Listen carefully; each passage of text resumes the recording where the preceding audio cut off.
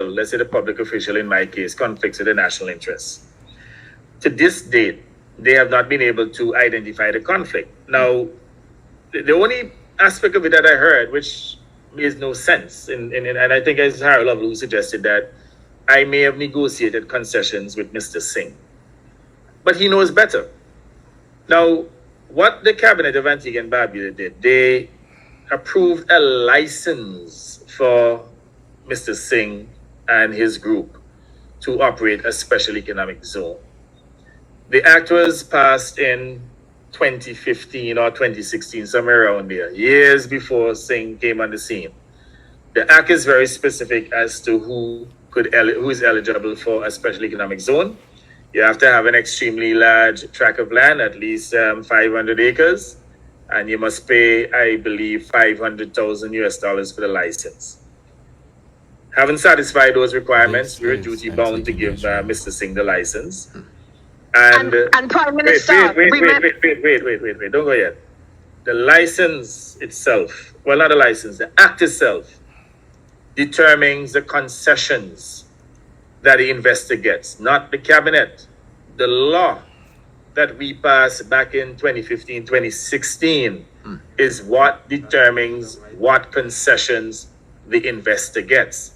So the cabinet, neither the cabinet nor myself had any negotiating capacity to tell Mr. Singh that he doesn't pay taxes on this or he doesn't pay taxes on that. There was no request for any waiver for anything because the concessions are already outlined in the Parent Act. So this idea that I could have given him certain concessions for him to rent my house, that's a red herring, and they know differently. And as Lisa said too, Mr. Singh only sought to rent my house after he done got the land to establish his own. And he would not have been interested in a property in Jolly Harbour if his zone was not close to Jolly Harbour. All right. Okay, so Lisa, he was and Colin, just to reiterate, Mr. Singh did his investigations. He knew exactly what he was entitled to, concession-wise, which is why he asked for a specific amount of land. He knew exactly what he wanted. He would say, this is what I'm supposed to get. That is what I'm entitled to because this is what the law says. He did his investigation. He has a local lawyer. He has a few local lawyers, I might add. So, and like I said, the reason we moved to the south, to Jolly Harbour, because we started looking for houses in the north, is because that's where he found the land. Mm-hmm. All right, we're going to leave it there for now. We have to take a break. Lisa, I want to thank you so much because we have to proceed. We have to continue to move forward. Welcome. I thank you so much. But one thing, Lisa, before you go, when am I going to see you back in studio with us here? I would want to see conversations, cocktails and conversations, if possible. I'm missing the show. Lots of people have asked me about it. Lisa, we need you to come back to the microphone. I'm going to seriously consider it for 2022. I take that seriously, Yeah, after the summer. All right. All right. We'll talk. I know you're very busy, but we'll talk. I'll call you. Take care. If I may just add here, in wrapping up this issue, these UPP LLCs, as we call them, they're becoming increasingly desperate and destructive. And I have to tell you that the dysphoria within the UPP is becoming structural. These are a hopeless set of people who, if we continue to entertain them, they're going to become a significant threat to the society. Because what is happening now is that their envy of others, including myself, anybody who is such that it has now morphed into hatred. And when people are hateful, they eventually descend into promoting chaos and confusion, anarchy within the society. Yes. But I just want to put them on notice that any attempt or attempts by any of them to promote anarchy, and you would have seen that, within recent months, even with the so-called protests over the vaccinations. Those who seek to promote anarchy in this country, I just want them to know that they will be strenuously resisted my administration will never sit down and allow any group of individuals, any political party, to plunge this country into chaos and confusion. And we will make sure that we utilize the full scope of the law to bring them to justice where they break the laws.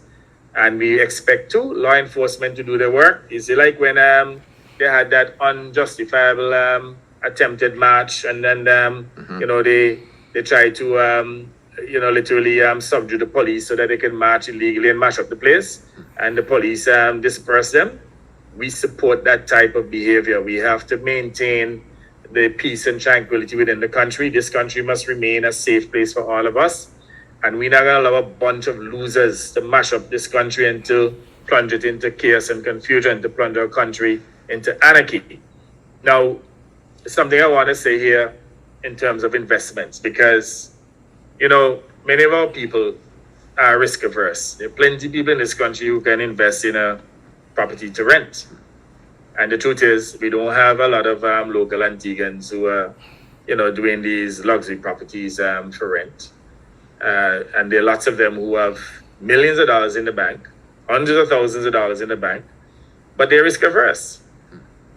And this is a discussion I've had with a number of my colleagues, to the extent I've said to them that, you know what, maybe the government should go the extra mile. Because you see, within my family, I have a number of business people. My mother, for example, she has been in business for 30-something years. Since I was a Swiss American, she was doing her own business. In my case, I've been involved in business for over 30-something years. I've got my first son involved in business. He's been doing it from the time he was 17, over 15 years. And if we've been investing for 30-something years, and we've been borrowing extensively, and we owe millions of dollars, we're not supposed to have anything. We can't buy nothing. We can't build nothing. How do you rationalize that? I came into government 20 years ago as a businessman, having given up my banking career, and continue to invest since then. There's nothing that I have not tried to sell legitimately. You name it, car, clothes, house, you name it. I built over 100 homes in this country in opposition during the 10-year period and sold all of them. And how come all of a sudden I'm supposed to be a destitute man? How do you rationalize that type of talk? And the irony about it is that the rabid supporters believe them. And I find it's a form of wickedness. This type of bad-mindedness, unbridled envy, bad-mindedness, as you put it, in which they're exploiting the ignorance of their unsuspecting supporters. Although some of the supporters just like them, And you listen to this stupid boy down in my area, and I love to call their names, Roots and so on. You hear them on the radio every minute. Even Zachary Minot is stepping out now. And, I like to push back at them, because you can't go on the radio and beat the Prime Minister and don't expect that I get some pushback. I remember I met when he was Zachary in Barbuda some years ago, and he did ridiculing me. Zachary, if it's one thing, y'all can't bring any evidence that could tarnish my character, because I make sure that I operate within the confines of the law. And I also make sure that I do not get involved in anything that is ethically grotesque. I'm not perfect, but I try very hard to run a good, transparent, and accountable government. I believe in good governance. I practice it. And I make sure, too, that I hold my ministers accountable. And you would have seen that those who would have faltered, that they would have suffered the consequences. So I'm not going to go out there and do anything stupid. So I'm not going to say anything about Zachary, but he knew what I told him in Barbuda. I'm not going to repeat it here. But if he continues to come after me, then he becomes fair game, and I will deal with him on my program too. All right. And it's not a bully pulpit, but you have to understand, when people out there in the public domain saying things about me that are not true, then I have to respond. I heard him, for example, speaking about the fact that I'm investing in a farm.